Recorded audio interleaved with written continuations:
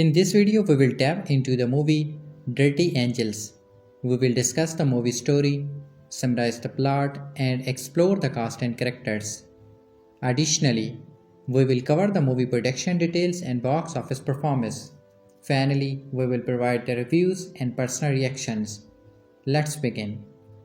Eva Green gets to flex her action movie muscle in Dirty Angel, the new action thriller from Dr. Martin Campbell.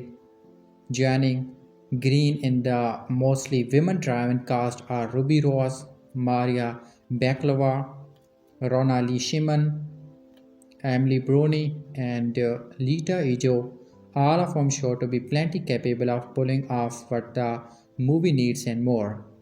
If only they had better material to work with. The problem is the ladies are handcuffed by a lackluster script that doesn't allow them to deliver beyond their characters' archetypes. These are a smattering of scenes that attempt to provide at least some emotional depth, but they fizzle out once the characters are forced back into their shallow and simplistic roles. The actresses do the best they can and manage to add a little personality to the proceedings, but everything from the action to the salute of talk feels like it's copying an out-of-date formula.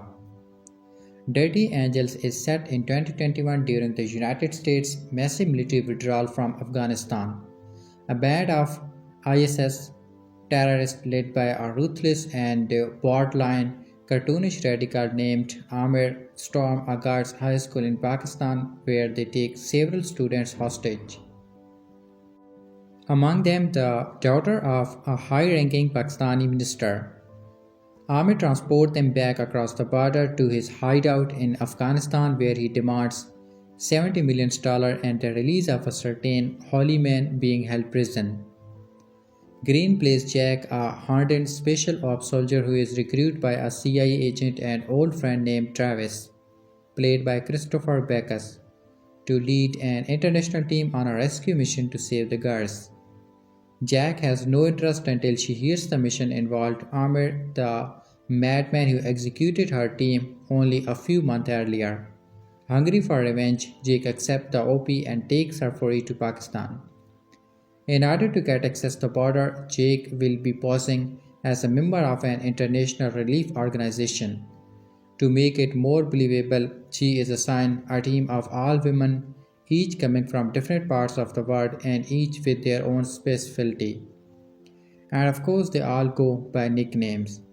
There's a shooter, the weapon specialist geek, the tech expert, the bomb who handle explosive, Rocky the mechanic, and medic who is the medic. They are assisted by two local brothers who brings a little levity to the otherwise super serious movie. It takes a while for the story to kick into gear and even longer before we get into noteworthy action. Once it finally does, it becomes pretty obvious how things are going to play out. Along the way, screenwriters Alyssa Sullivan, Haggis and Jonas McCord make an effort to show the volatility of the region. But deciphering who is between ISIS, the Taliban, and the Pakistani government is not always easy. The rescue mission's inevitable action-packed finish is a well-staged blowout that brings some welcomed energy, but that doesn't make the slightest trick to get there any more thrilling. It doesn't provide the flimsy character with any more substance and it doesn't change the movie's overall lack of originality. Those are just some of the hardest that trip up Dirty Angels and that keep it from reaching the potential it teases us with. Ruby Rose to star in Dirty Angels. Ruby Rose has joined the cast of Dirty Angels, the 36-year-old star with feature alongside Eva Green in the action thriller directed by Martin Campbell, who has previously helmed Bond films GoldenEye and Casino Royale. The story is set against the backdrop of the US withdrawal from Afghanistan in 2021 and follows a group of female soldiers providing medical relief as they are sent to rescue kidnapped teenagers caught between ISIS and the Taliban. Elisa Savalman has penned the script from the film, and production is due to begin next month in Morocco and Millennium Media's Bayona studio in Greece. Noshu Diamond is proceeding for signature picture and will be joined by Rob Van Norden and Yaris Lander for Millennium Media. Ruby has previously starred in action films such as John Wick Chapter 2 and The Meg, and also played the lead role in the first season of the TV series Bad Women. The star stepped down for the part in 2020 after just one season and revealed that an allergy to her latex costume contributed to her decision. She said, "I did find out that I was allergic to latex, and unfortunately my mask is latex. I was like, I am a little itchy, and I was getting worse and worse because as you get more contact with it, I guess you get more reactions. I took off at the end and my whole face was just hives." Filming on Batwoman was cut short due to the coronavirus pandemic, and Ruby said she and the series bosses felt it was best for the show if they went their separate ways.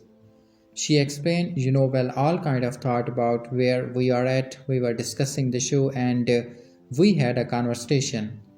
We did have a discussion and we sort of mutually agreed that probably what was best for the show at the time was they go in different direction and I go in a different direction. Interview with Dirty Angels director Martin Campbell. The film stars Eva Green, Maria Bakalova, Ruby Rose, and Jojo T. Gibbs, and will be available in select theater and on a VOD beginning Friday, December 13. Film Jab is a reader supporter, and the movie Dirty Angels, played by a very heavy cast of Eva Green. The movie review. Commando Eva Green, Queen of the Dirty Angels. Veteran director Martin Campbell knows how to shoot and cut action, so perhaps this January release will grab attention of this. Dirty Angels, Eva Green and Martin Campbell action thriller is no Casino Royale. When we think of our later in life directors still plug and away, we tend to focus on the heavyweights Martin scores as 82, George Miller and Steven Spielberg in their late 70s. Heck, Clint Eastwood made his latest movie in the early 90s, but maybe just as admirable in the lesser known journeyman who is still out there grinding despite not having the same market recognition as those guys.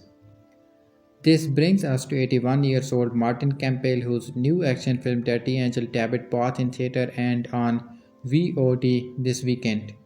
If you know Campbell at all, it's likely for the two excellent James Bond films he directed, GoldenEye and Casino Royale, which were damned near perfect introduction to their respective Bonds. Percy Brosnan and Daniel Craig. He also helmed The Mask of Zorro and The Legend of Zorro, the well-liked adventure duology. Past that, his career is a true homage ranging from the early British comedies that given him his start to BBC TV work to his one shot at a superhero genre with Ryan Reynolds' Green Lantern. Probably the less said about that one, the better. It's the filmography of a workman-like professional more than it is an author, but you are certainly not going to have made 18 movies without picking up some things along the way.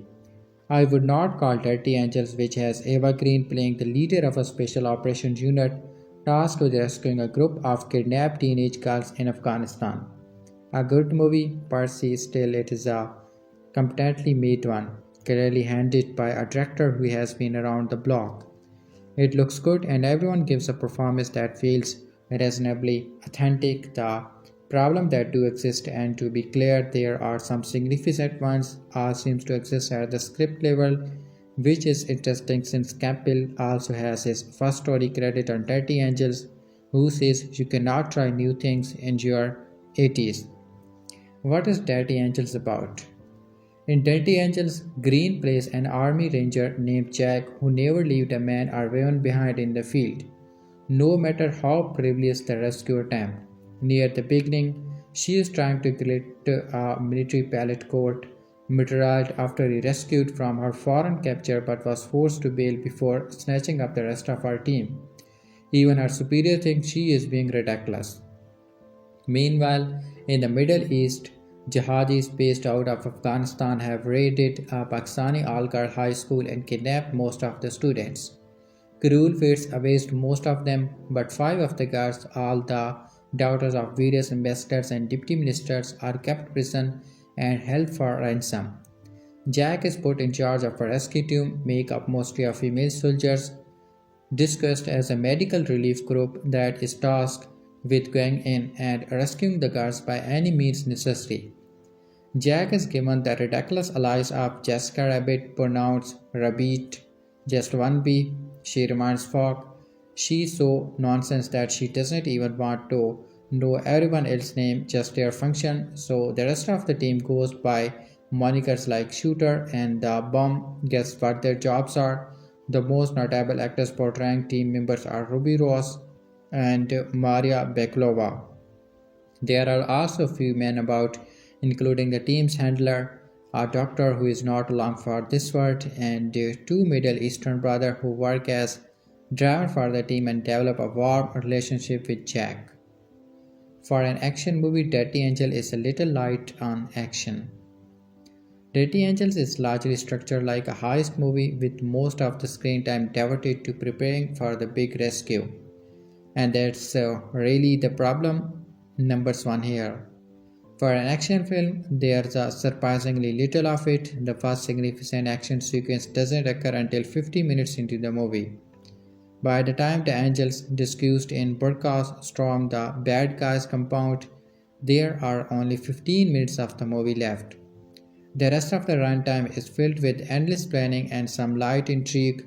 The team makes various alliances with local power players, some of whom will later be revealed to be double-crosser with second motivations.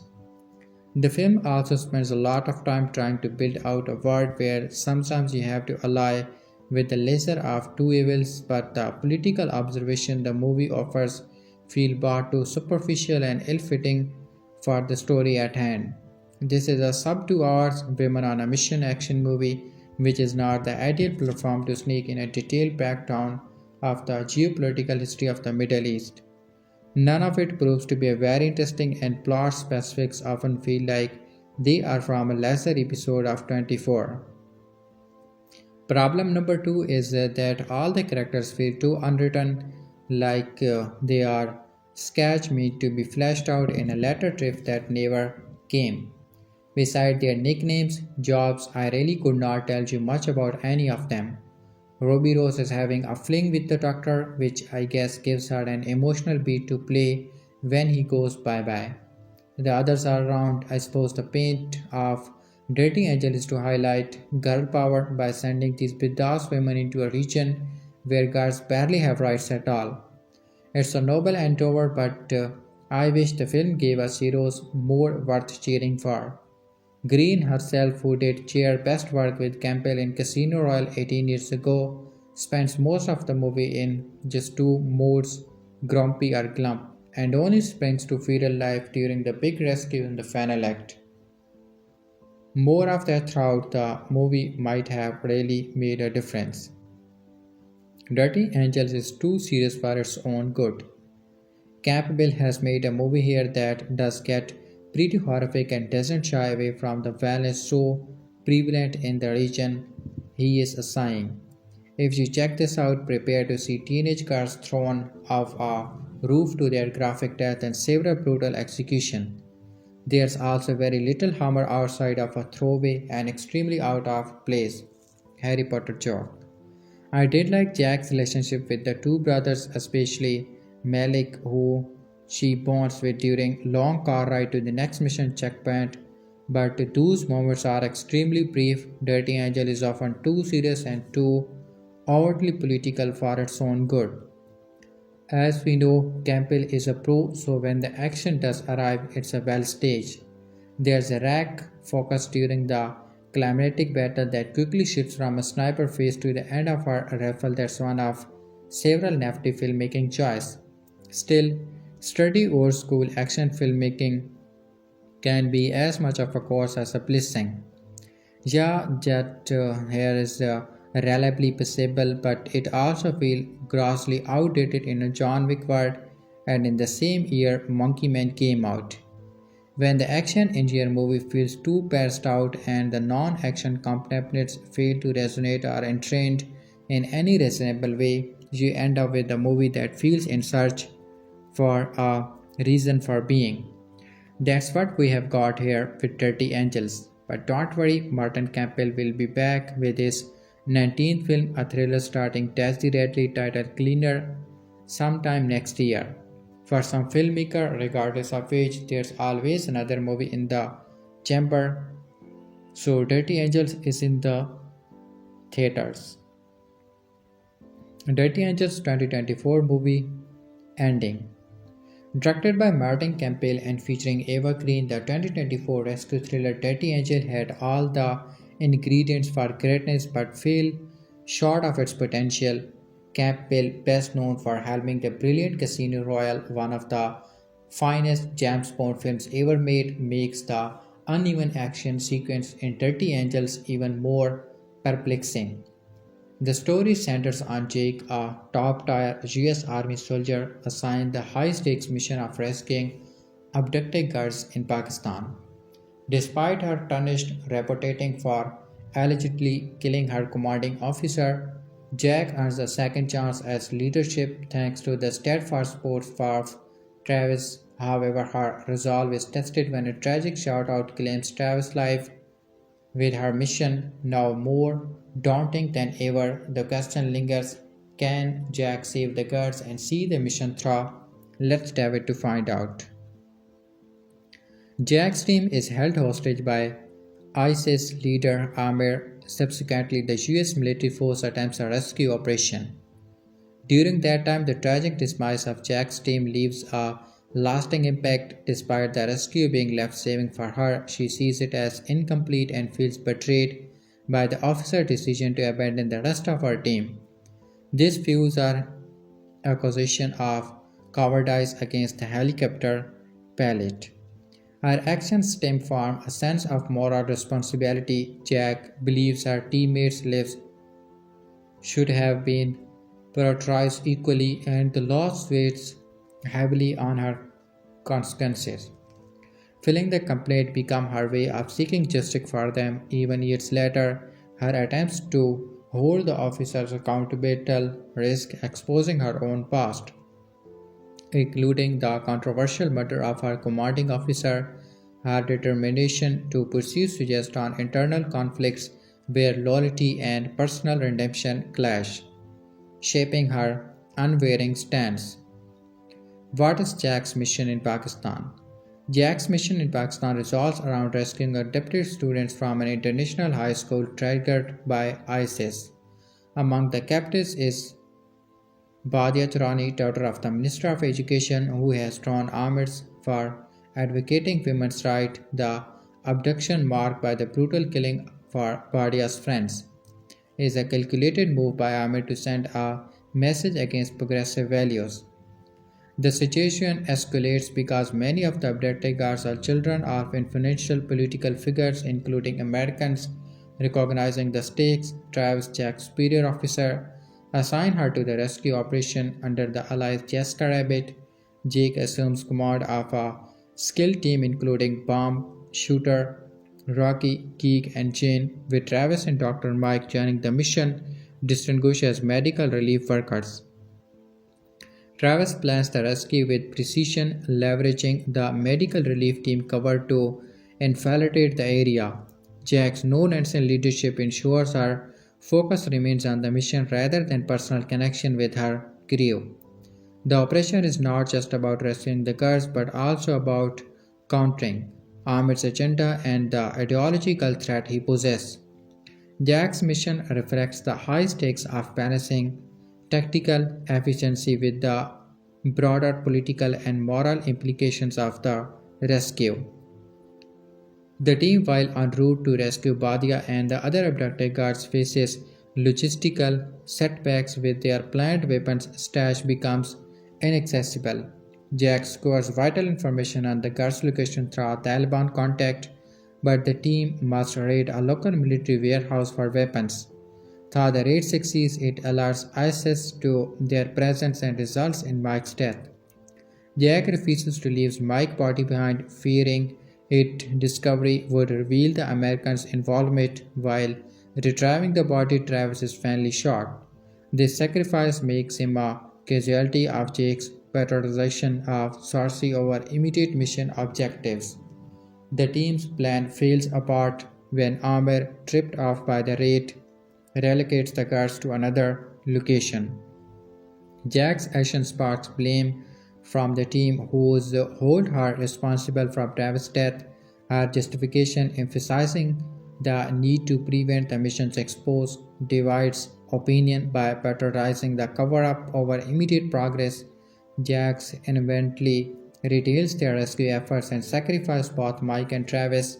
Travis' death underlines the irredeemable cost of split-second decision in high-stakes operation, adding to the growing tensions around Jack's leadership.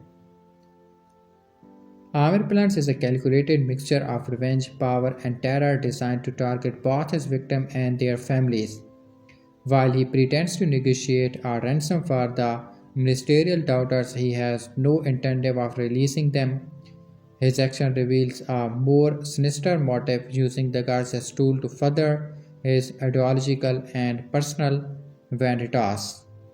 Amir manipulates Hal as American student into believing she will be freed if she delivers an envelope to the Taliban police station. However, the envelope contains a bomb which he detonates after her task is complete. This act of deception and violence not only eliminates his perceived enemies but also sends a chilling message of his capabilities.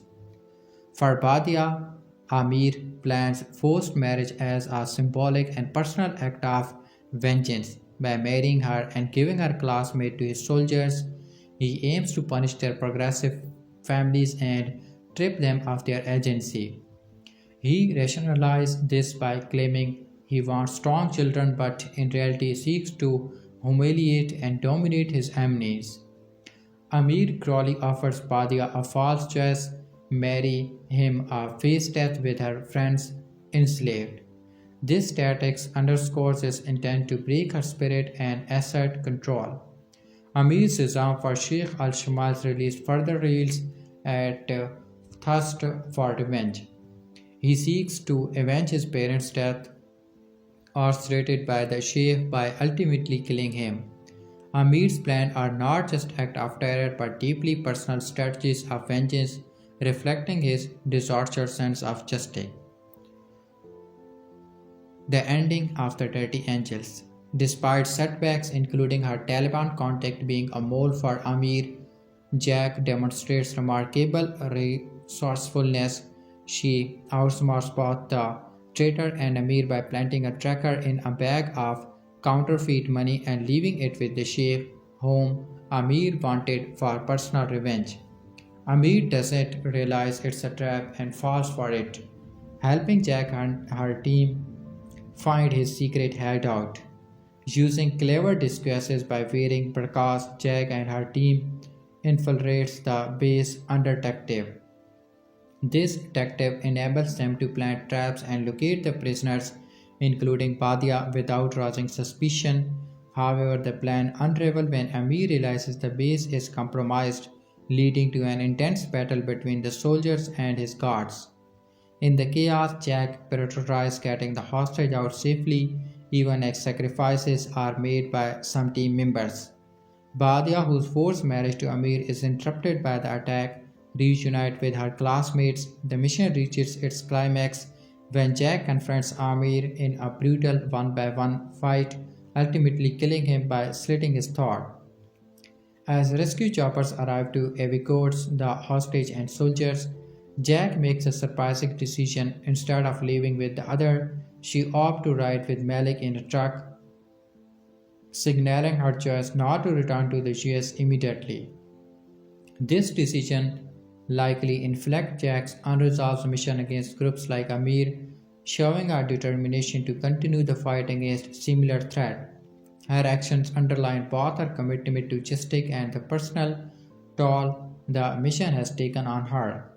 Jack calls Amir the demon because of his unparalleled cruelty and manipulation. Amir forced Jake and her squad into morally devastating choices, knowing they will carry the psychological scars forever.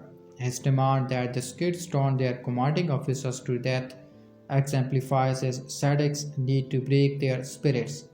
When they refuse, he murders an innocent woman and child, making it clear that defiance only brings greater suffering.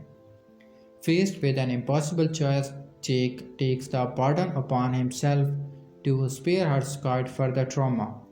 Amir's ability to exploit such moments of desperation makes him monstrous in Jake's eyes. He not only orchestrates physical violence but also wields emotional and psychological torment as weapons, leaving his victim haunted by guilt and regret.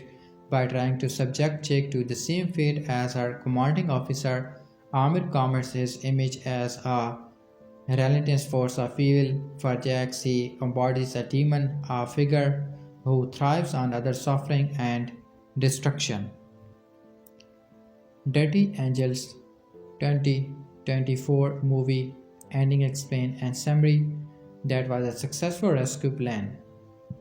Directed by Martin Campbell, the other work is GoldenEye and Casino Royale. Dirty Angel is an action thriller starring Eva Green, Ruby Rose, and Maria Bakalova. Jack, a army ranger, was brought on board to carry out a rescue operation in Afghanistan in 2021, disguised as a member of a medical relief team along with other female American soldiers. A group of school students, all daughters of American ambassadors and foreign ministries, were abducted from a school in Pakistan. The kidnappers, headed by ISIS leader Amir, demanded $10 million for each student as well as the release of Sheikh al-Shimali. While most of the students were American, the former Afghan Minister of Education's daughter, Badia Drani, was also among these abducted. Badia's mother was convinced that her daughter would be the first to be beheaded and the ISIS would use her to force the Americans to come up with a way to pay for the release of their daughters. Jack and her team managed to enter Afghanistan disguised as a medical relief team, but will they manage to rescue the girls? Let's find out. How did Jack plan on conducting the rescue operation?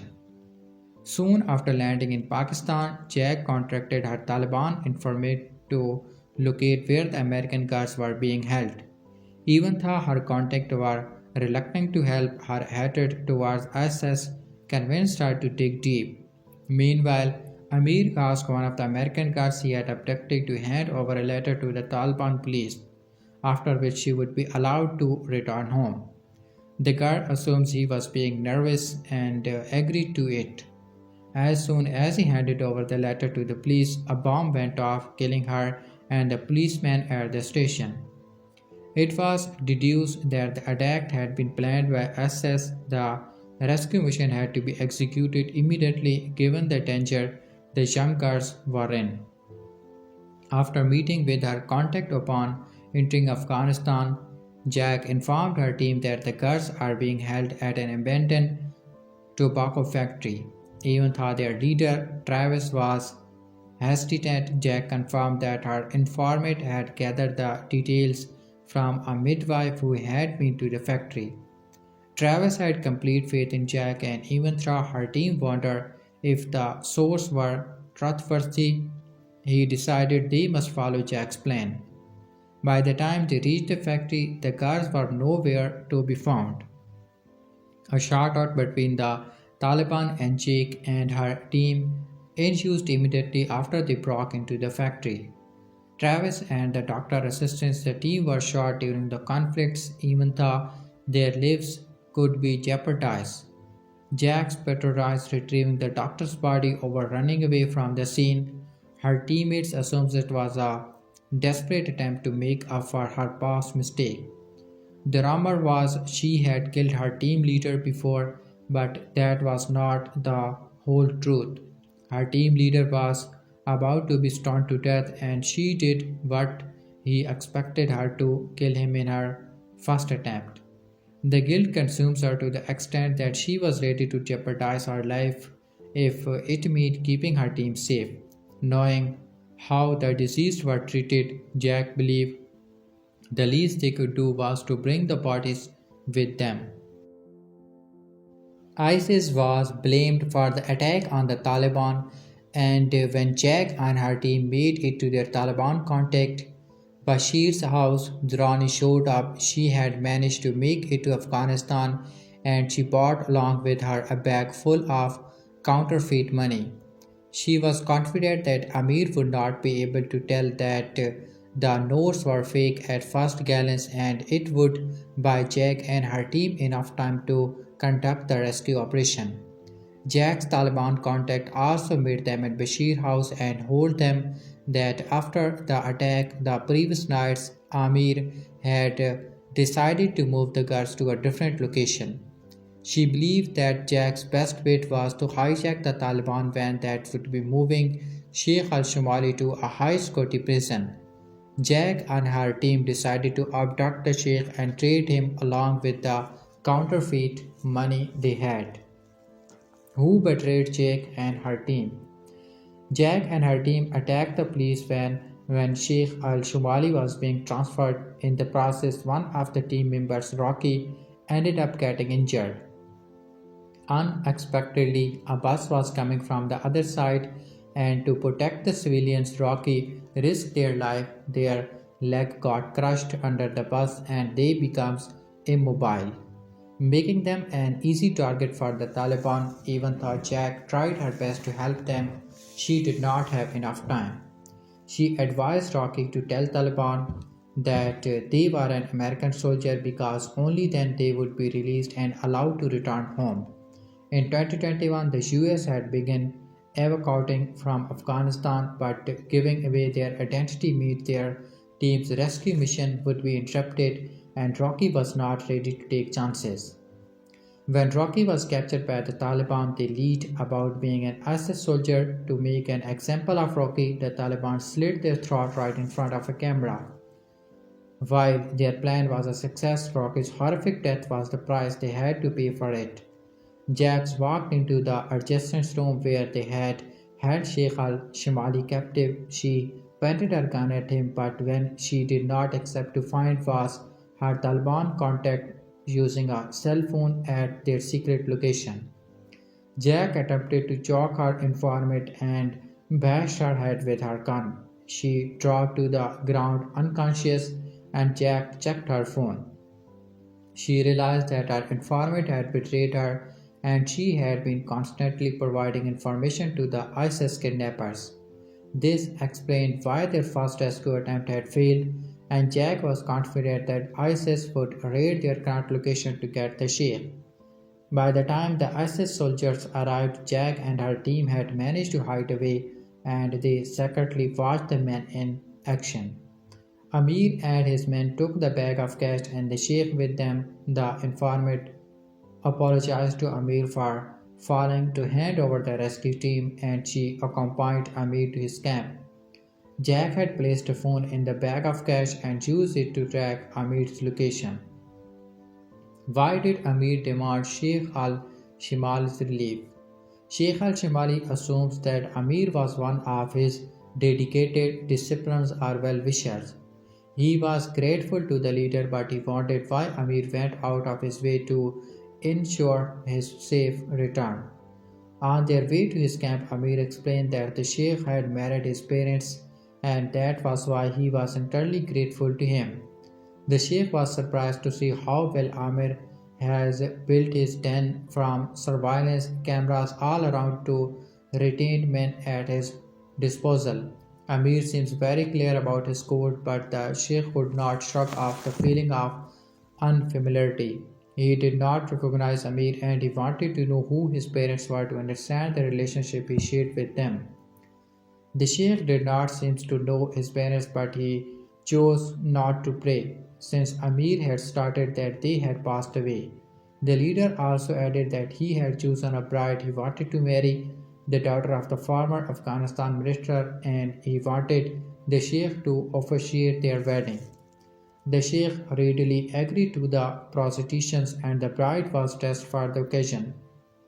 Badia Durrani did not have a choice, considering Amir had suggested that she could neither marry him and ensure that her friends were also married to ISIS soldiers, so they would be traded in the slave market. When the sheikh started to read from the holy scriptures, Amir prodded him, asking him to simply announce them as man and wife without getting into the details of the text. As soon as the sheikh announced they were officially married, Amir pulled his out sword and he started. His father was a religious man, and yet the sheikh has denounced him and his wife. He was the reason why his parents were executed by the Taliban. From then on, he had sworn that he would kill the sheikh with his own sword. With one swift stroke, Amir slit the throat of the spiritual leader. Was the rescue plan a success? While Amir was busy avenging his parents, Jake and her team had entered his den distinguished in burqas. Jack had figured out the floor where the guards were held hostage, and gradually her team started to hide explosive devices all around the den. The security men started to suspect the women working there. Two of the team members were with the abducted guards. They had killed the guard, and Jack waited for the perfect opportunity to safely help the guards find their way out of the den. All women working at Amir's facility were asked to line up and reveal their faces. Medic Ruby Ross had no choice but to give herself away, but she did not care anymore because she had already planted a bomb at the spot. During Dirty Angels ending, the explosion created a distractions, and Jack entrusted Badia to lead her friends down the escape path. The guards managed to make it to the van, and in the end, Jack got into a physical fight with Amir. She used his watch to slit his throat, and he bled to death. Jack had no choice but to leave one of her teammates, Geek, behind. It was almost impossible to rescue her, and she had advised Jake to prioritize saving the guards. Geek had signed up for the job knowing the risk involved, and she was willing to sacrifice her life for the greater good. Jack had dropped the coordinate for the location with the American Air Evacuations team, and they arrived in a helicopter to safely take the guards home. Jack chose to stay behind because she believed she will had a lot to do in Afghanistan. She was at a stage in life where she had lost too much, and she could not imagine going back to a normal life. Situating Dirty Angels in Afghanistan was to highlight the glaring context of belief and also to showcase the courage that it took for a group of skilled women and queer fighters to enter a space that was intolerant of them and safely bring the abducted young girls home. Dirty Angels fires off violent action that's predictable but still powerful. Somewhere along the way between the filming of Dirty Angels in late 2022, early 2023, and this week's release date, they might have considered changing that title. It sounds like it could be a sequel to that Dirty Angels with Filthy Souls movie that plays on the TV in Home Alone, or perhaps the Dixian story of a group of plucky orphans who team up on a big adventure circa 1840. They might be filthy and rough around the edges, but they are dirty angels. What we are actually getting is a violent and punishingly effective thriller about an all-female commando unit posing as member of a relief organization in a daring mission to rescue a group of teenage girls who have been taken hostage by terrorists in Afghanistan. This is a film that doesn't even try to sidestep the glitches of the genre. In fact, it runs towards familiar tropes and embraces them with vigor.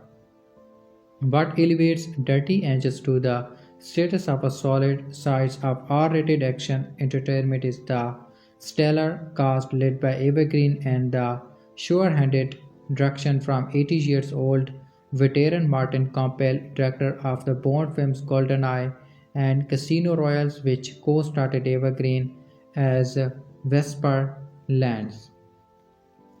The film Dirty Angels 2024 Women on a Mission and this action thriller Dirty Angel, a fictional story about a group of soldiers who set out to rescue kidnapped schoolgirls in Afghanistan held hostage by the members of the Islamic State or ISIS, suffers from the discord between the real life conflicts that make up its setting and the cartoonish character who propel its plot. It opens by introducing its villain Amir, a smirking ISIS member who will soon lead the capture of the schoolgirls. He kills indiscriminately, but in case that is not enough to telegraph his terror, an ominous score overlays his every move. Who could stop him but our hero Jack? Eva Green grunting her lines. She is Steely Marine, who was once held captive by ISIS and joined the female-led recovery mission to avenge her former unit. The director Martin Campbell uses his gender pre-degree to assemble a series of bloody shoutouts that build the women's squad course morale while establishing their toughness. They even elect to ditch names to Girly Shorely in favor of functions, mechanic, the bomb, shooter, and geek.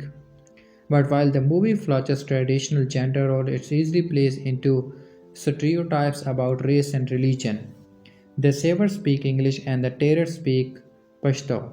In one sequence, the commandos slip into enemy territory by donning niqabs as disguises. The title presumably gestures at the rescue team being female but ruthless is at least accurate for much of her time on screen. Green is covered in grime. Dirty Angel review flawed, but Eva Green proves herself as an action star. Blood, violence, and the suspense all collide in director Martin Campbell's new action thriller Dirty Angels, but the film is not all that praised when it comes to character development and the kinds of depth audience appreciate when watching a pose of franchise folk trying to save the day. Machine guns go off, the body count mounts over, emotions are put to the test as the lives of young hostages hang on the edge. It's a shame we don't know more about any of these people, but we will know just enough, and that's what the filmmaker may be banking on. Dirty Angel was written by Alyssa Sullivan Haggis and Jonas McCord. Martin, reportedly a fan of mission movies from the 1960s like The Guns of Navarone and The Dirty Dozen, must have been intrigued by the premises here, which finds a group of schoolgirls taken hostage in Afghanistan. Their fate lies in the smarts of an American soldier named Jack, played by Eva Green, who worked by the Campbell on the stellar James Bond film Casino Royale. Jack eventually joins all-women commando unit to liberate the hostage with a plan to gain the trust of the terrorist by posing as member of a relief organization. This doesn't go too well, as you can imagine another action thriller is born.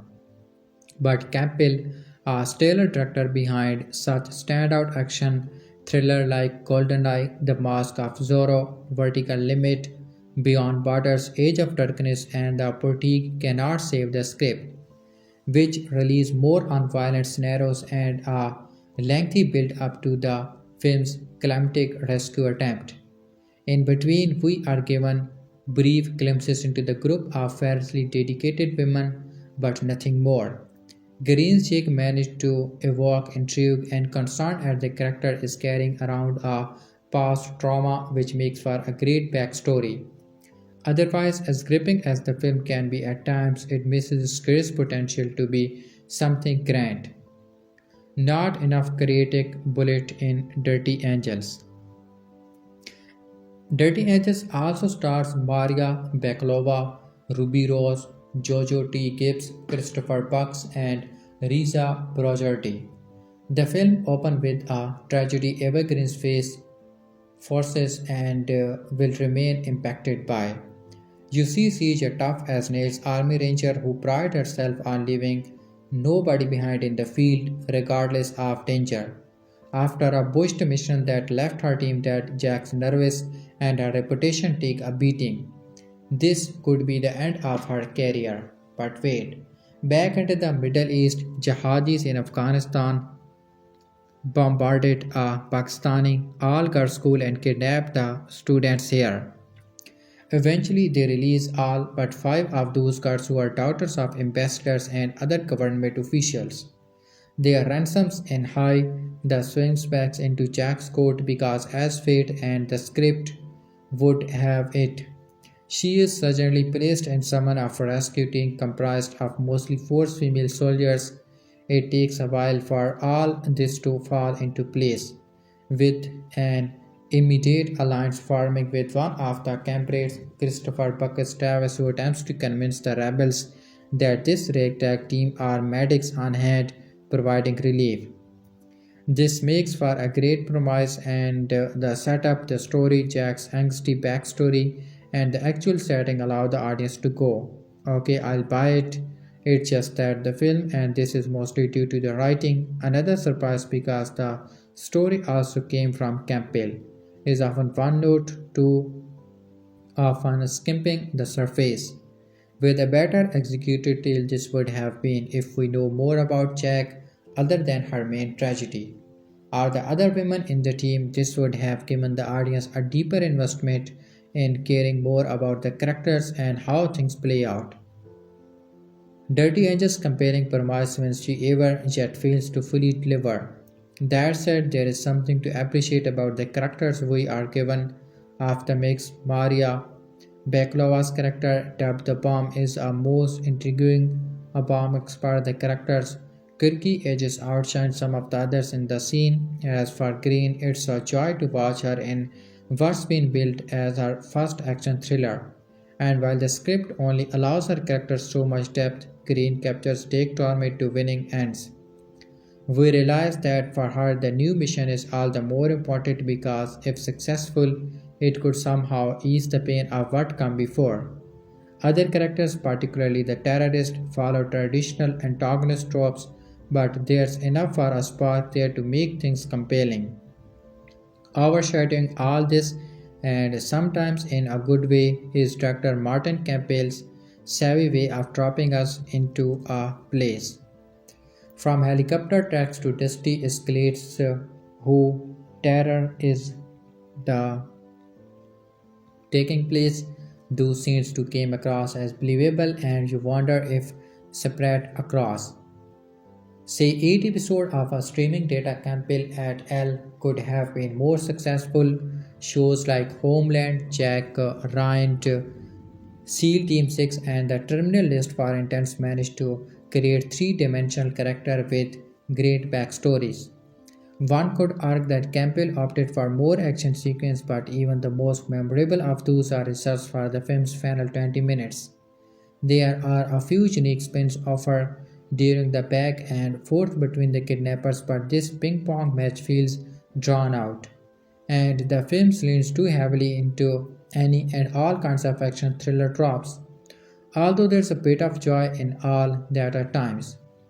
That's one of the main flaws of Dirty Angels. It takes a bit too much time to get where it's going. All this could have been rectified if there was a greater sense of character's development leading up to a climatic sense. What we are left with is a lot of reaction rather than revelation. Still, fans of military action dramas should not be too disappointed, and the fact that this film features a powerful female cast thrust into dangerous situation should spark more than a modest sense of intrigue. We don't often find tales quite as ambitious as this one is drawn, and its dedication to a sense of place. Look for Eva Green to surprise you along the way too. The actress proves herself to be a powerful action hero star.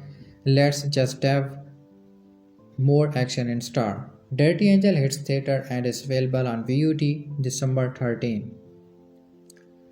Dirty Angels, Germany, Martin Campbell, director. Dirty Angels, a by the number hostage thriller set in Afghanistan, is blunt, workmanlike fashion. The movie takes place in the present day but feels like it could have came out in the mid 20s, and its one-dimensional character and cultural oversimplification within its Middle Eastern setting. It's an extremely violent film with people getting shot in the head or stabbed in the neck is girly nonsense way. And the dialogue in the script from Alyssa Sollian Hedges and the Jack McCord is chock full of planned bravado, with the members of an all-women commando team bickering nearly constantly when they bother to address each other at all. Their leader is Eva Green, doing an iffy American accent as Jack, a tough as nail soldier with a troubled past. Dirty Angel reunited Green with the director of 2006 Casino Royale, the first film in which Daniel Craig played James Bond, and one that afforded her far more charisma and complexity. Here she is doing a version of the classic Jodie Foster persona with her blunt cut bob, steely stare, and husky understated delivery. The very swagger in there, but the material is less assured. When ISIS kidnaps a group of teenage girls from an international high school in Pakistan, Jack is called in to lead a rag team of military badasses to rescue them. They take their names from the jobs they do. Geek is the tech expert, the bomb, endless explosive shooter is, well, she's the shooter, and so on.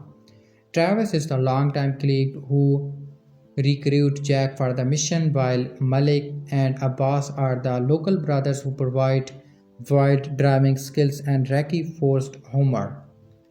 Along those lines, the tone is all over the place here for intense chases and shout-outs to Muku and Saz exchange to out of nowhere pop culture reference meet as an efficient method of harmonizing these people. Ruby Rose as a medic named Medic has a barely there romance with a doctor named Dr. Mike, which serves no narrative purpose whatsoever. Meanwhile, laying in wait and hoping for a $10 billion ransom from the Afghanistan government is Amir, the cartouchingly evil Taliban leader who masterminded the kidnapping. They are so little to him that he doesn't even get a chance to the formidable. So when he abruptly kills someone who has crossed far displeased him, it's not even shocking. This is just who he is. Having said that, there's a massive amount of graphic code here, from paralong shoutouts to exploding harmonies. If you are looking for the kind of mindless throwback violence Dirty Angel delivers, if only it were not such a bore. In theory, the film could have made a significant statement with the effect that its team of highly trained, fearless women must go undercover, figuratively and literally, as they wear burqas at times to save other women. Unfortunately, they are written with the generic toughness of male mercenaries from 1990s action movie. So when they are putting themselves in danger to save these girls from the clutches of fundamentalist patriarchal oppression, it's hard to feel the emotional theft of that amid the din of explosion and automatic weapons fire, particularly at a time when women's rights are in jeopardy. There, in the United States and around the world, Dirty Angel represents a blown opportunity to say something meaningful amid the meme. Dirty Angels 2024 is in the theaters. Eva Green wants revenge. So, I have always found Dirty Angels director Martin Campbell to be a fascinating filmmaker. On the one hand, he has given us the best James Bond films of the last few decades, and memorable actioner like The Mask of Zorro or Vertical Limit. But on the other hand, he has also been responsible for overwhelming experience such as the infamous Green Lantern or the Age of Darkness movies with Mel Gibson.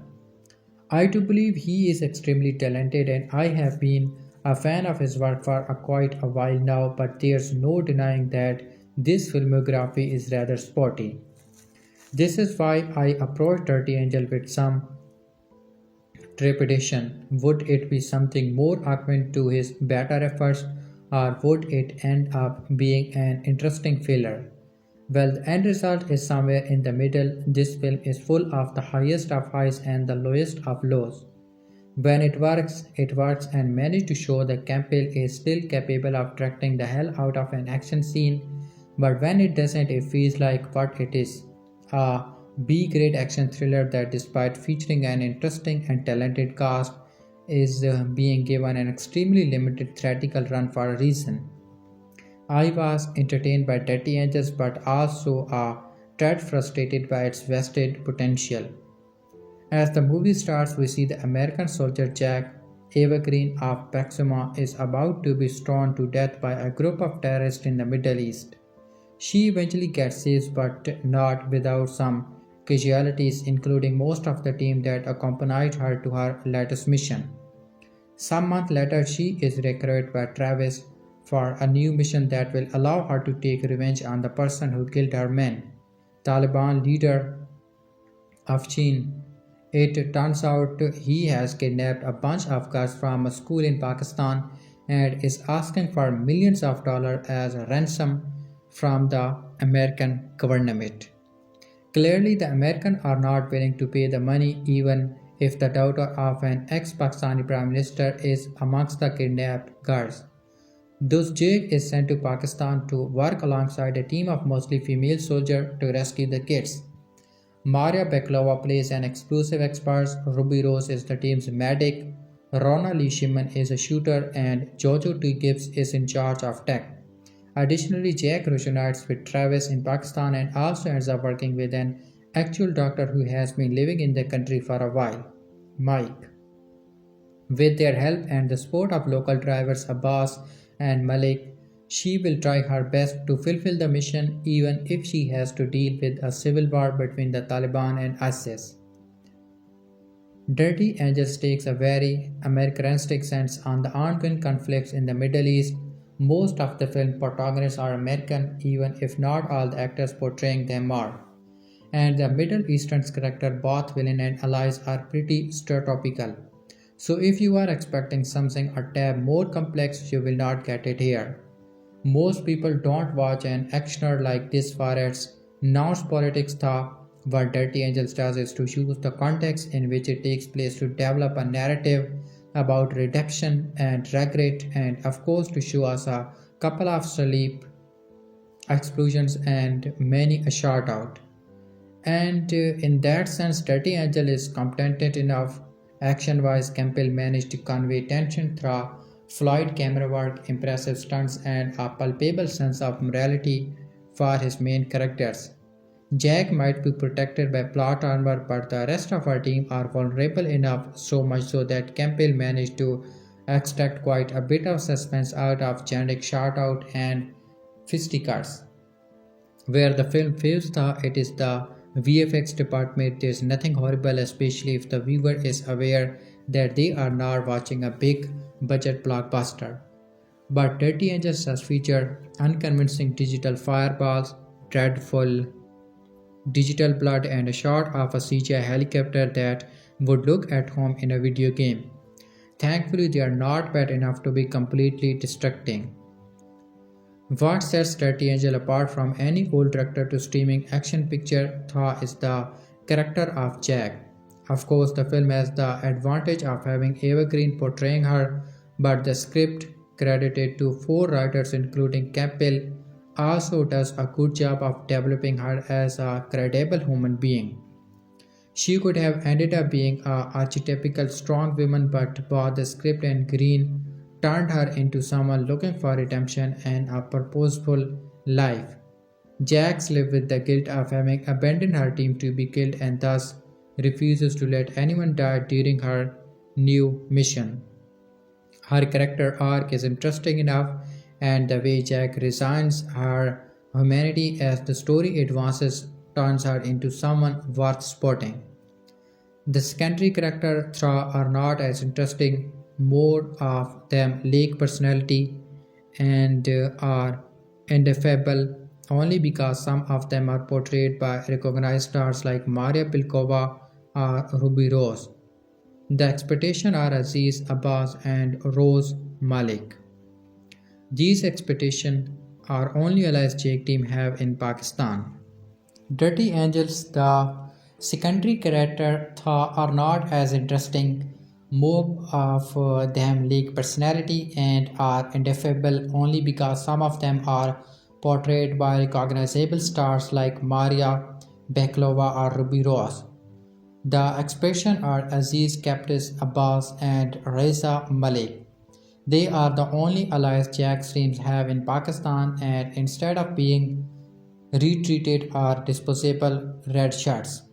They are portrayed as believable humans with their own wants and needs and funny quirks.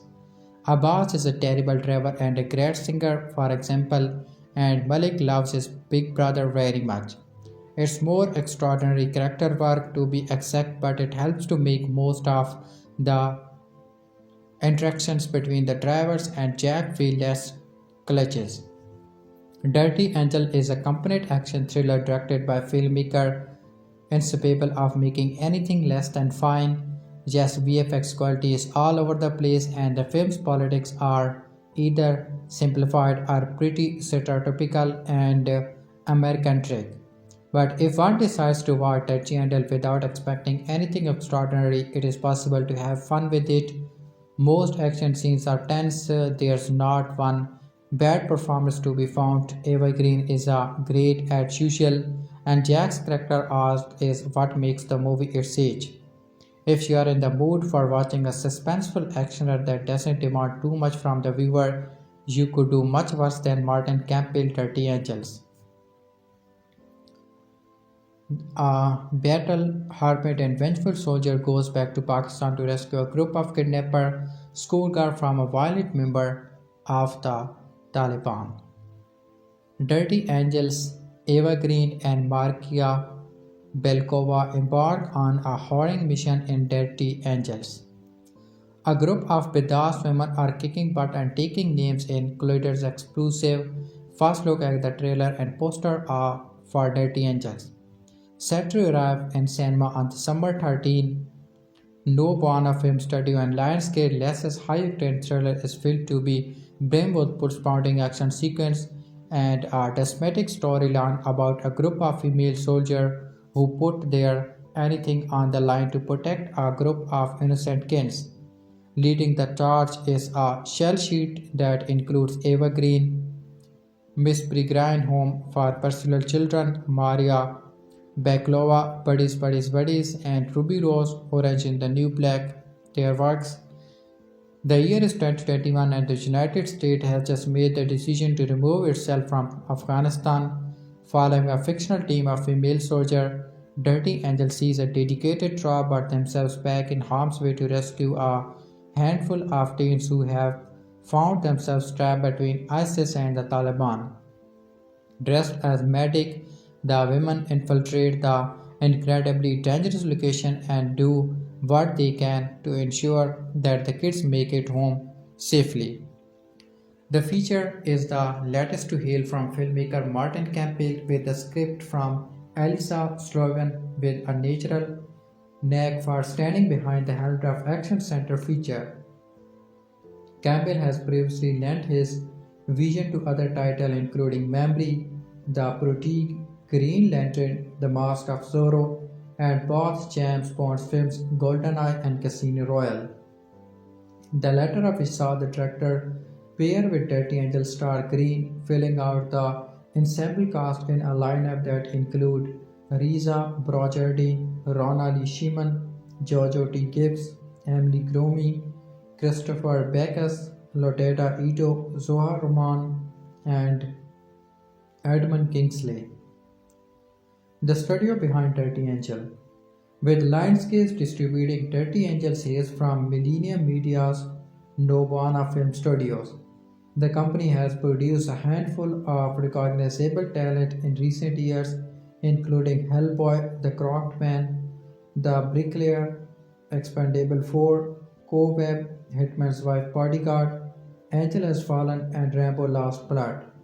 Along with the war-themed thriller, other movies coming out from No Boyana Film Studio including David Sandberg's star-studded Kung Fury 2 and MJ Bossett's highly anticipated sword and saucer flick Red Sonja. You can check out the exclusive first look at trailer of the Dirty Angels and then you can watch the movie in the theaters.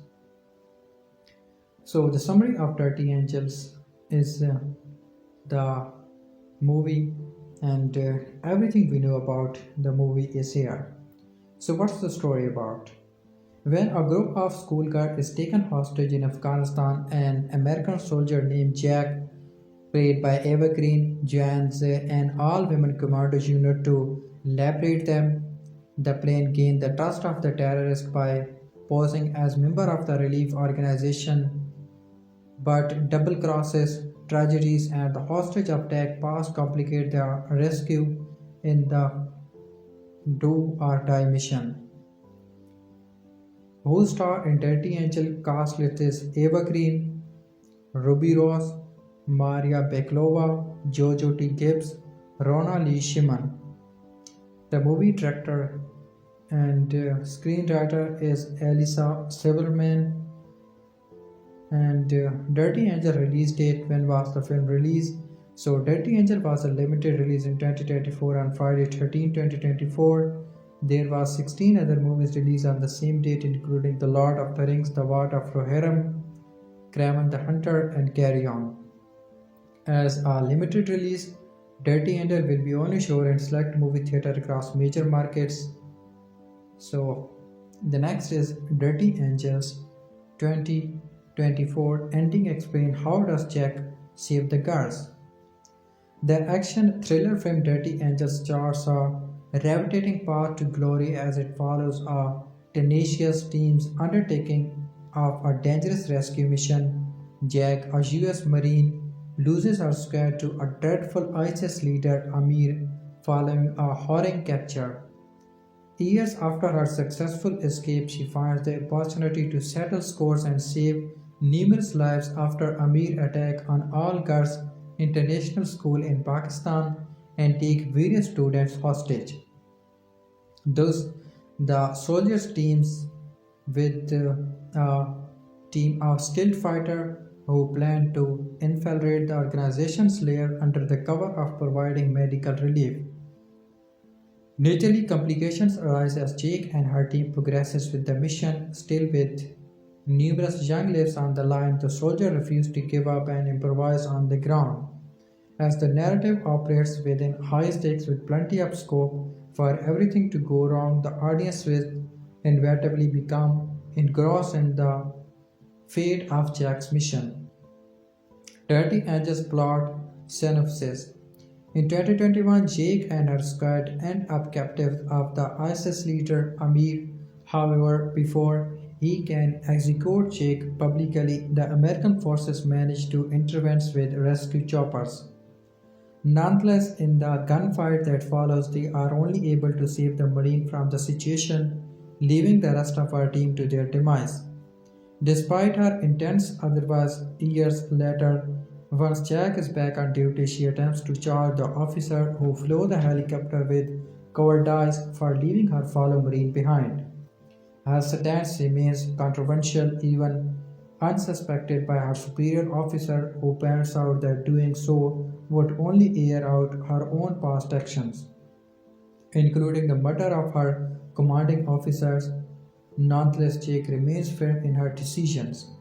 Meanwhile, in Pakistan, an international school for girls finds itself under attack from ISIS, as numerous armed men charge into the school and hurl young girls into trucks. Badia Durrani, the daughter of the Minister of Education, tries to help her friends hide and escape. Nevertheless, Amir's men catch up to them. As it turns out, Amir has a particular bone to pick with Badia and her parents for their progressive views on women's rights. Therefore, to punish the young girl, he kills her friends by throwing them off the school's rooftop before abducting Badia with her classmates.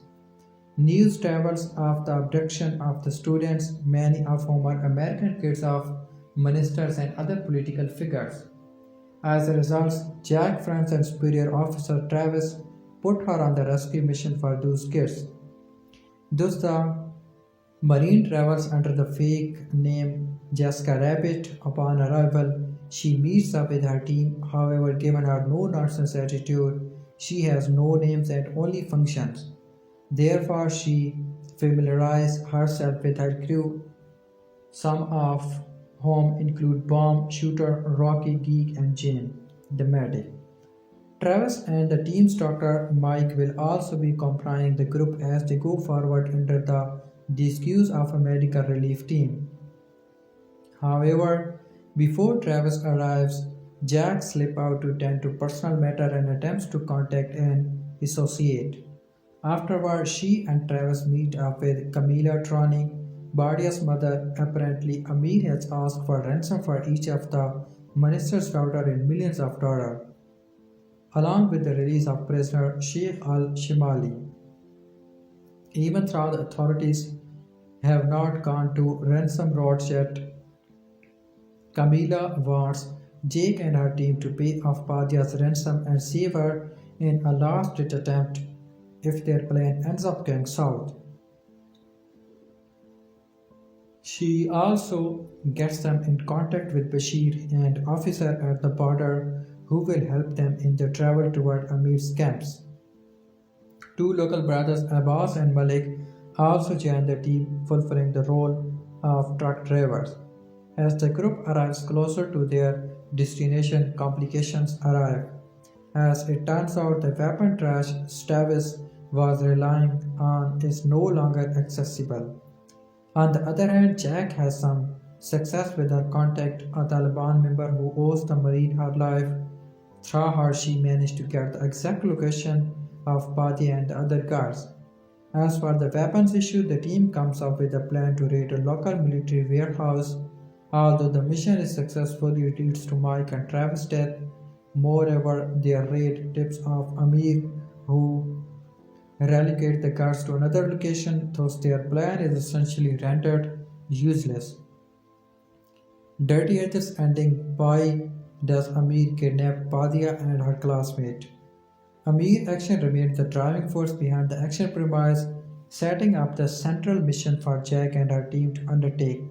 However, his motive tends to be a little more ambiguous. Amir's attack on Badia school and the subsequent death of various young students is a direct result of his hateful belief against women's education. For the same reason, he has targeted the international school in Pakistan to capture the numerous daughters of ministers and American officials to hurt the people he holds his grudge against directly. However, there's actually another plan at play.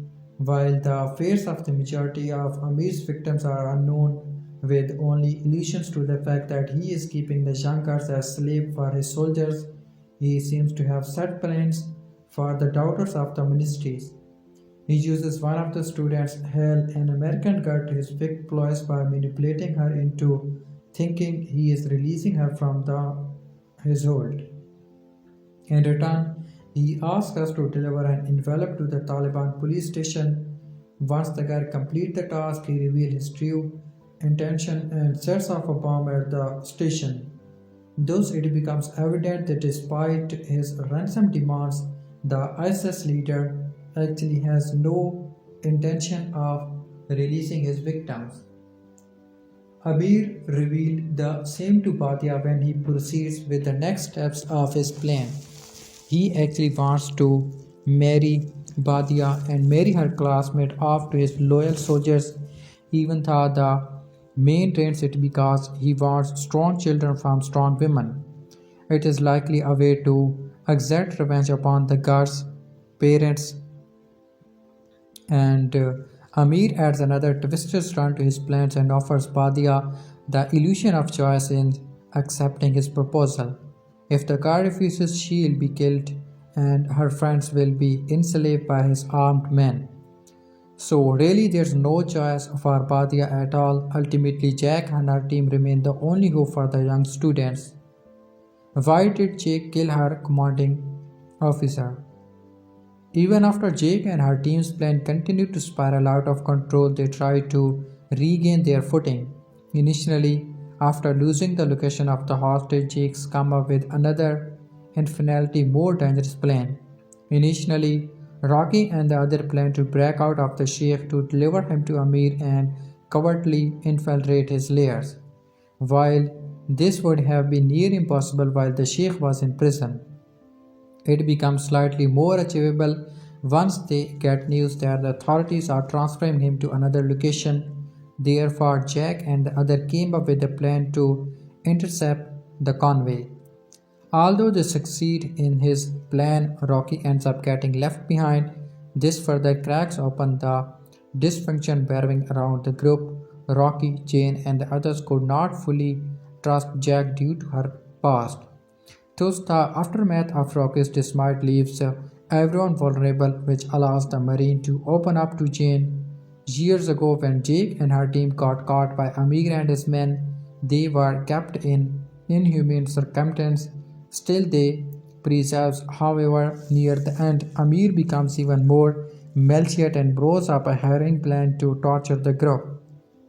Amir wanted Jack and her squad to kill their commanding officer by stoning him to death. When they refused, he killed a civilian woman and child as punishment.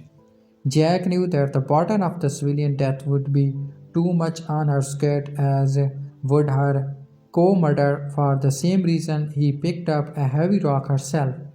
Her co, who knew all about her childhood as a baseball pitcher, spotted her decision and smiled at her before turning his template to her a clear, wordless command. Thus Jake knew the stone and killed the co in one hit.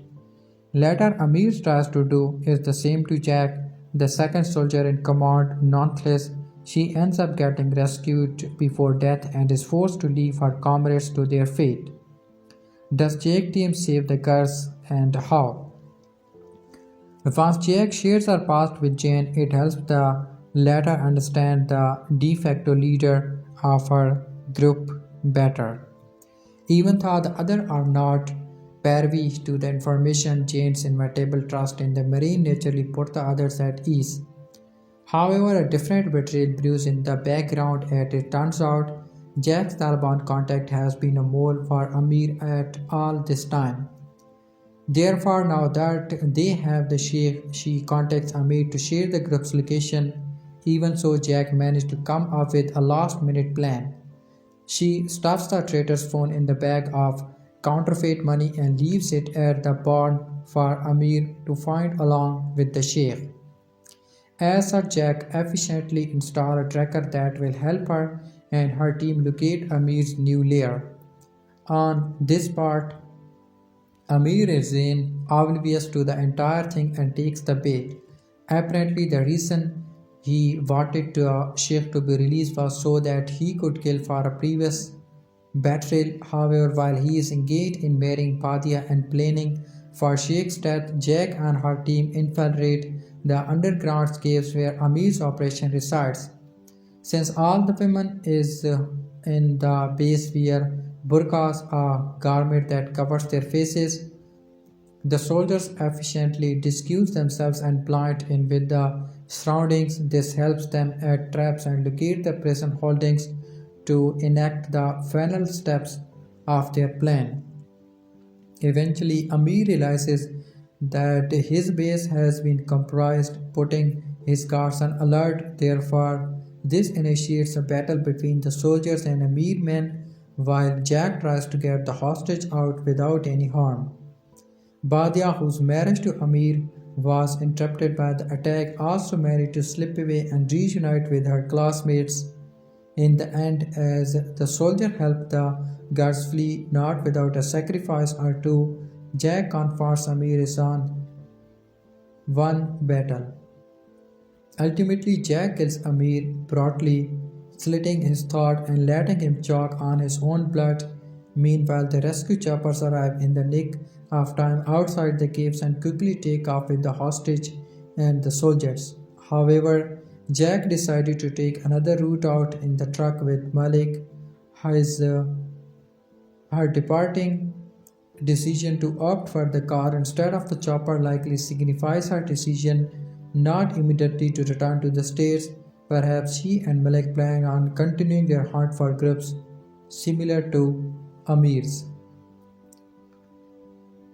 Dirty Angels 2024, directed by Martin Campbell, starring Eva Green, Maria Bakalova, Jojo Two Gibbs, Ruby Rose, Christopher Bockhops, Ronali Shimon, and others. Synopsis: it centers on a group of female soldiers who disguise themselves as medics to rescue a group of teenagers caught between ISIS and the forces of the Taliban. When Eva Green's American military operative Jax is introduced to her team of fellow female soldiers in Dirty Angels, set to undergo an undercover rescue mission, she exclaims that she doesn't care about anyone's name and only wants to know their function. This means that the other soldier, played by some recognizable name such as faces new to the action genre like Maria Bakalova and familiar one like Ruby Rose, are given the absolute worst treatment one could give a supporting character in an action film, reducing their character to whatever their special ability happens to be, which more amounts to the usual skill sets such as explosive and computer experts. More to the point, it makes one wonder that co-writer or director Martin Campbell's writing alongside Elisa Sullivan Hagee, Jonas McCord, and Jeannie Curtin fiction is for this film. Yes, it's a standard VOD patriotic gender action flick, however, it seems to be aspiring to do something much harsher and darker about Afghanistan conflicts circa 2021 without knowing that it wants to say or what point it wants to make. That's also not surprising considering there does not seem to be anyone with experience or knowledge of the situation to actually craft a narrative with characters that amount to something more than Americans good, brown people bad. These are matters I don't even want to meet into just for writing about the film, so Martin Campbell is boldly misguided to think he has anything of substance to add to well-trodden material. There also is not anything necessarily wrong with depicting functions such as ISIS as evil, but how their terror is depicted is handled dexterously and at odds with what also wants to be mindless fun. It's hard to be entertained when central aspects are taken grimly seriously and graphically portrayed as if a realistic portrait of some heinous action was another goal. Those two tones don't Moshe's not even competently staged third actor battles and explosion can compensate for that. The rest of the plot plays into the most overused of action tropes. In the prologue, disaster strike as Jake nearly escapes an ISIS kidnapping, although not without casualties, some of which she can be blamed for.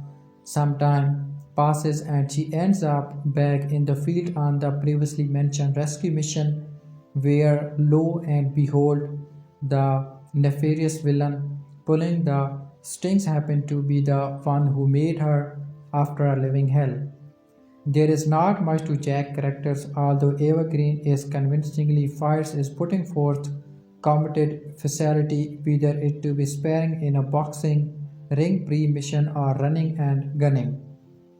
Dirty Angel just also happened to be equally with no firm handle on what Martin Campbell intends to do within the Afghanistan setting and those turmoils.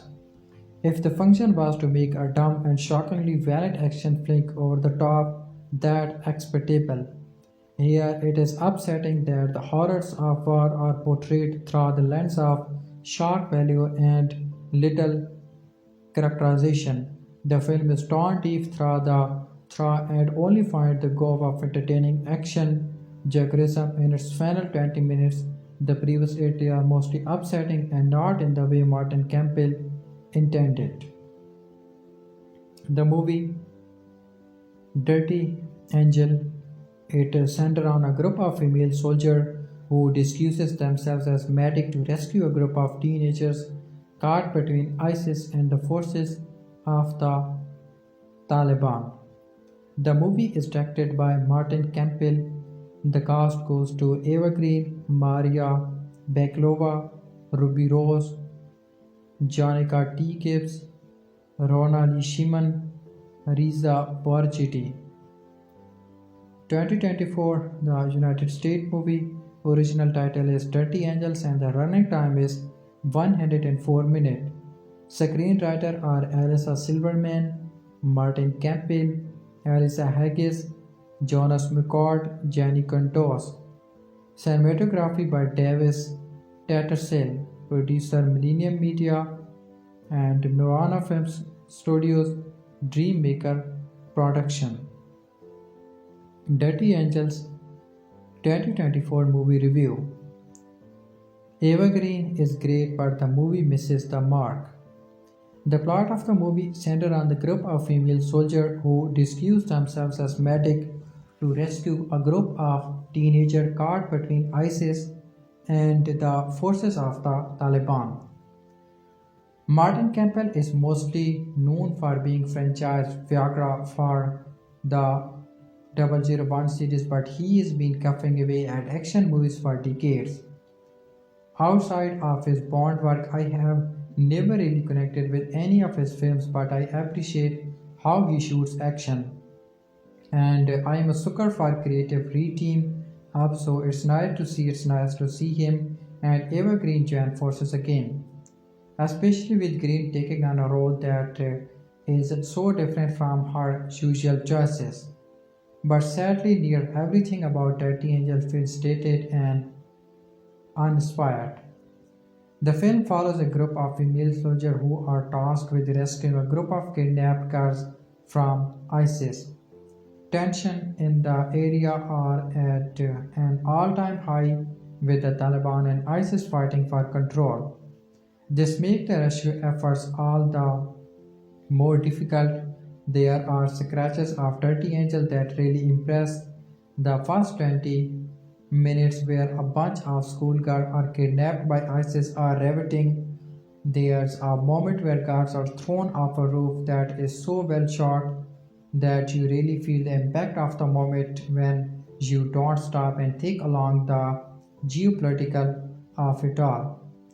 The story is intriguing enough, but the film can get hampered by trying to make a point while not realizing how tone deaf it actually is.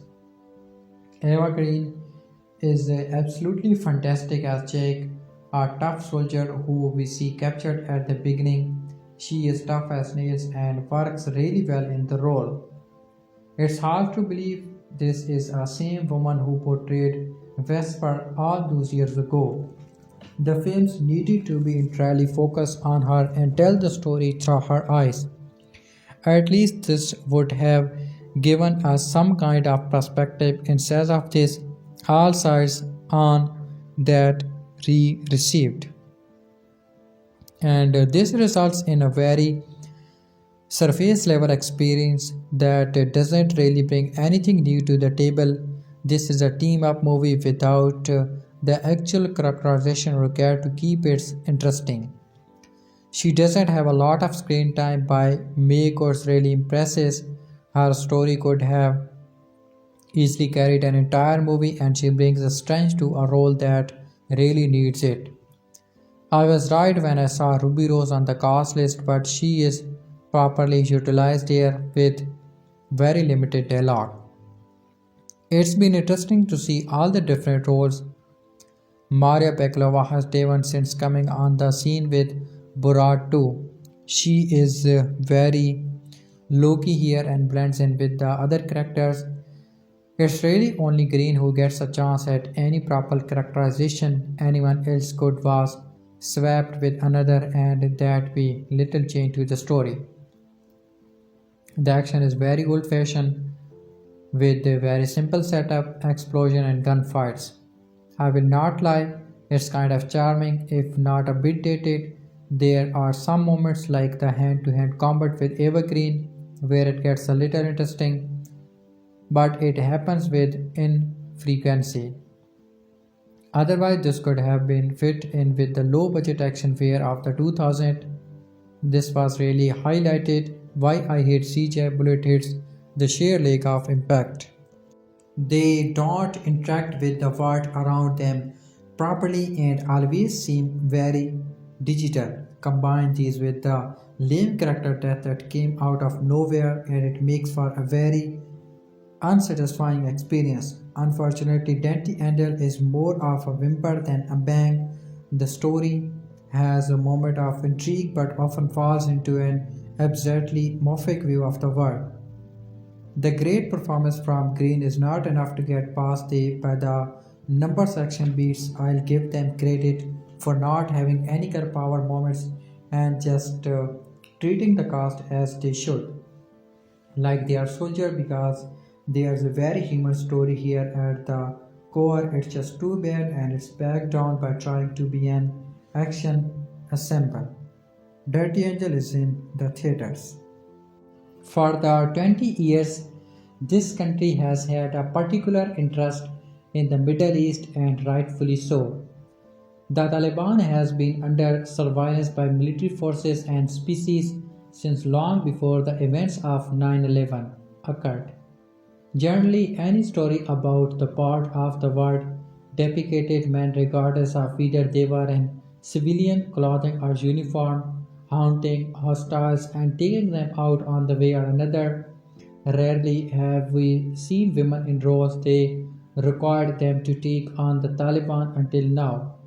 This month, Lionsgate will distribute Dirty Angel for a limited theatrical release and video on demand beginning on December 13, 2024. Jack, played by Eva Green, and her men are living in cages, hostage of the rebels who have taken over the Middle East. However, when a butchered rescue mission ends with her unit being murdered as she flies away in a helicopter, sometime later she is asked to return to Afghanistan to rescue some diplomats' daughter who have been taken. While at school, terrorists came on campus and after shooting and killing several students, guards, and administrators, took the rest of the students to either sell or hold hostage for ransom and the release of a political ally being held by the military. Going into the country under the guise of being medical personnel, 2 men and 6 women, the trained fighters use their contact to find out where the guards are being held so they can set them free. However, when the first part of the plan goes awry, the 2 men are killed and one of the female soldiers is taken hostage and beheaded on live television. With time running out and discovering Jack has been betrayed by her contact, the remaining female soldiers must infiltrate the cave where the hostages are in order to liberate them. Green takes a different approach to the character of Jake than she did in her role in Casino Royale Vesper. She has an athletic build, clearly showing that she has been training for the role. She portrays the commander as cold, ruthless, and very pragmatic while showing little emotions.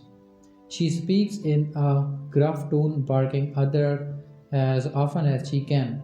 However, underneath the stoic exterior, she hides the tender heart and secrets no one person should have to bear. Unfortunately, her take on the character comes across as stiff, dry, and uninteresting. The rest of the cast is unremarkable and unmemorable. While the script is lackluster at best, there seems to be a sense of realism in the way the Taliban and members of ISIS are depicted. They have always been portrayed as savages who are ruthless, and the killing in this movie does nothing to dispel their stereotype. From throwing teenage girls off the roof of a school building is brazenly shooting hostages in the back of their heads, the violence is unimaginable while accurately portraying terrorists, or at least what Americans have been told about them. Those scenes are practically difficult to watch. Dirty Angel wants to show strong female soldiers doing everything their male counterparts do, but honestly, The technical aspect and the script distract the viewer from what director Martin Campbell was trying to create.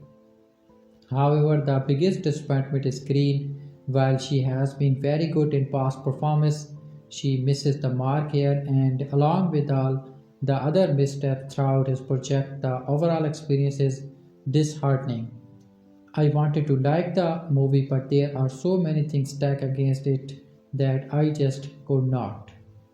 The cast is Eva Green, Edie Screen, Ruby Rose, Maria Bakalova, and movie is directed by Martin Campbell. Running time is 104 minutes and the movie is distributed by Lionsgate. Dirty Angels Martin Campbell. Ever since the disaster that was Green Lantern, one of action cinema's surest old hand and biggest directors of the 90s has been toiling away making Saturday and occasionally lower budget films. Now, 81 years old, most recently, Martin Campbell has dabbled in recent Authority 2021's memory, made an unusual Jackie Chan revenge movie, The Foreign, and gave viewers the truly third Hitman romantic drama, The Prestige. Now he is back with the Women on a Mission movie, Dirty Angels, with reunites him with his Casino Royale star Eva Green, and like the rest of his output over the last decade or so, the project delivers mostly sordid journeyman work gossip with a few welcome Eido screens. Green plays Army Ranger Jake, who he meet as she's getting stoned by jihadis. A last minute helicopter rescue pulls her out, but the rest of her team doesn't make it. And she watches them get executed as she flies away to safety. She is so furious about the abandonment that she even tried to have the pilot who saved her Count Martial. Suffices to say that Jack doesn't like leaving anyone behind, and that's precisely why she is now being chosen to lead an all-female unit undercover into enemy territory to team up with some Taliban forces and rescue a classroom full of young girls who's been kidnapped by ISIS. Jack is so very affirming new attachment that she doesn't even want to know her new colleague name. Instead, she prefers to regard them as their jobs like the shooter or the bomb or medic. It's a serviceable enough setup to clothline some action scene on, even if its political feel like something plonked out of a late season of 24, and Campbell delivers said action amicably with lots of bloody shoutouts and excellent execution that toss stuntmen protesting into the air. All clearly expresses with a minimum of coverage and cutting. It's all executed well enough to make you a little nostalgic for the old ways. Even if the action sequences have a patient, measured pace that feels like a bit slow for a contemporary audience with a diet of CGI chaos, the violence on display is also quite brutal, especially when we reach the climax. With regard to the cast, there is not much to say since beyond Jack, the other women are think scattered and mostly there to offer expository dialogue. This is the Evergreen show.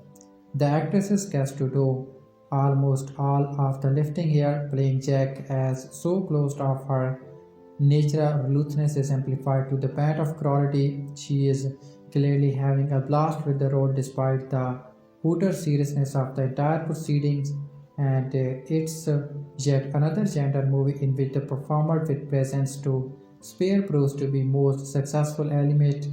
Dirty Angel is hardly a perfectly filmed, but it's Green even more than Campbell who makes the material works. The movie is directed by Martin Campbell and movie main cast is Eva Green. Just because an action movie demands violence by the way of its basic purpose doesn't mean that every bit of violence is worthy showing. Dirty Angel make us consider that when during an early scene a pair of teenage girls are thrown from the roof of their school by terrorists, the act is supposed to be horrifying, obviously, but director Martin Campbell doesn't simply portray it as such. He has his camera flow that they got from the roof to the ground only for it looks up and watch as the ground wheel falls to her death. It's a bit of visual technology that comes across as showing off and in the particular context